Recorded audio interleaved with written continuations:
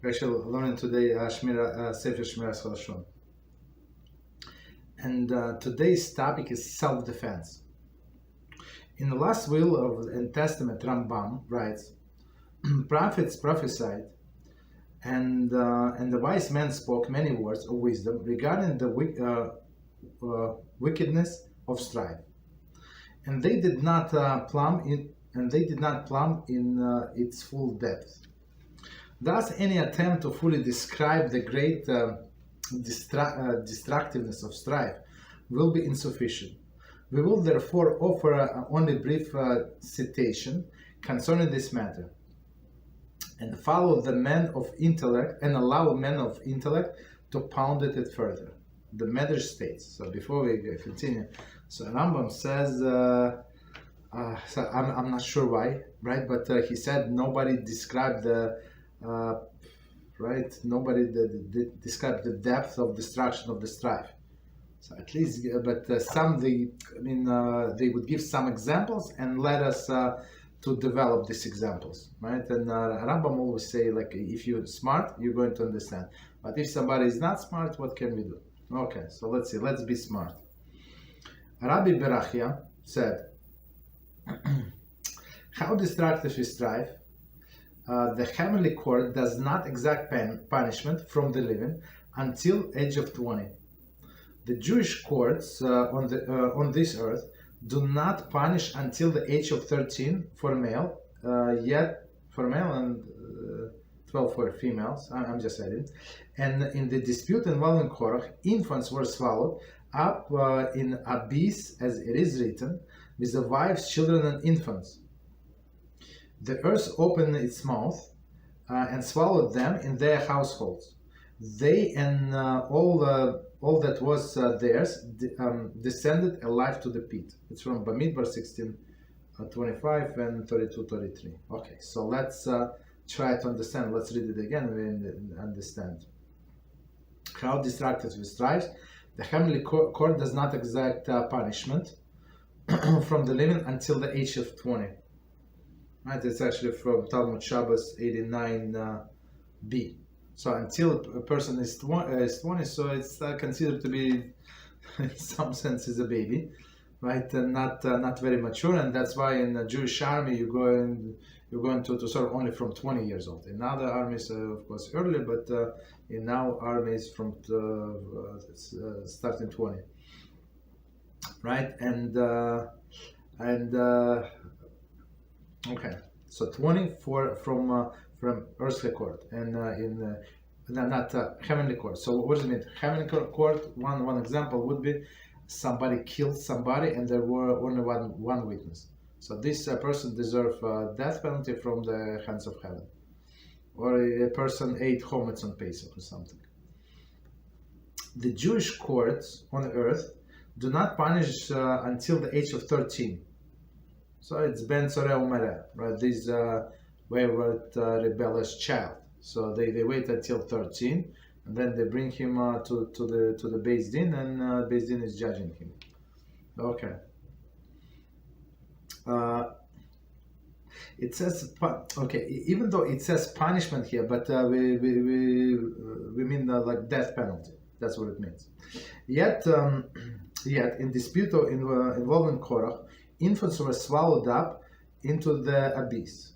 Okay, as it is written. So in Korach, the whole family was killed. So it's a very good question. So okay, if Korach was at fault, okay, his wife, yes, we know the story. She was very at fault. But the babies, like what they do, they choose the side, Moshe Rabbeinu and Korach.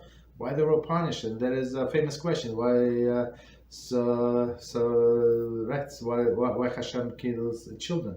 It's one of the examples. Because of these parents.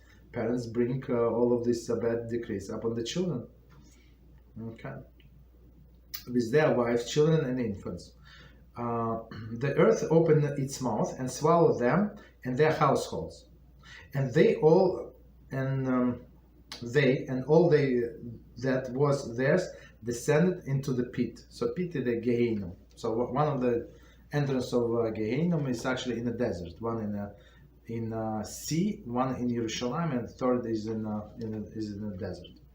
Okay. The sages thought 4 are classified as wicked. One who extends his hand to strike his fellow, right? So even without striking him, even if he does not actually strike him, one who borrows and does not repay, that's a big one. So some people say, I'm getting these messages very often, do I have to pay back? I say, of course you have to pay. But if it's not Jew, so needless to say, I have to pay back. What do you mean? You understand? But if it's a bank, okay, if it's credit card, but they're rich, okay, let them be rich, let them be even richer, right? But you must pay. It's very interesting. So we're not allowed to borrow money just so we know. If you don't know how we're going to pay back, not allowed. Not allowed to count to the miracle. A brazen person who has no sense of shame before those of the greater stature than himself. Yeah, we know many of these characters. And next one, and the one who engages in strife. So these 4 categories of people. So one more time, the one who extends his fellow even without striking, needless to say, but again, it has to be your fellow, so it has to be in a category of amisecha. He does not elaborate every time, but we understand. So amisecha meaning your brother in Torah and mitzvahs. So if he's not, so this rule does not apply to him. Do they have to strike him? No, I never said that, and we never said that you're allowed not to pay the money. We never said that. But these people are not part of your family, not part of your nation. Basically, they excluded themselves temporarily. If they do teshuva, they include it automatically. But if not, they're not. Right? This is famous, right? Disrespect. A brazen person who has no sense of shame before those of greater stature than himself. And I see like every day in the commentaries, such a big disrespect. They try to humiliate you because maybe you're going to agree with them. Just delete them and block them. The one who engages in strife, and the 4th category. Okay. Regarding this last sinner, it is written, "Turn away now from the tents of this wicked man." There is Korach and a group. So it says in the Torah, warning to all of the people. Okay, they all stand in brave and watching Moshe Rabbeinu appeared. Okay, so Moshe said, go away from the tent, otherwise you're going to die.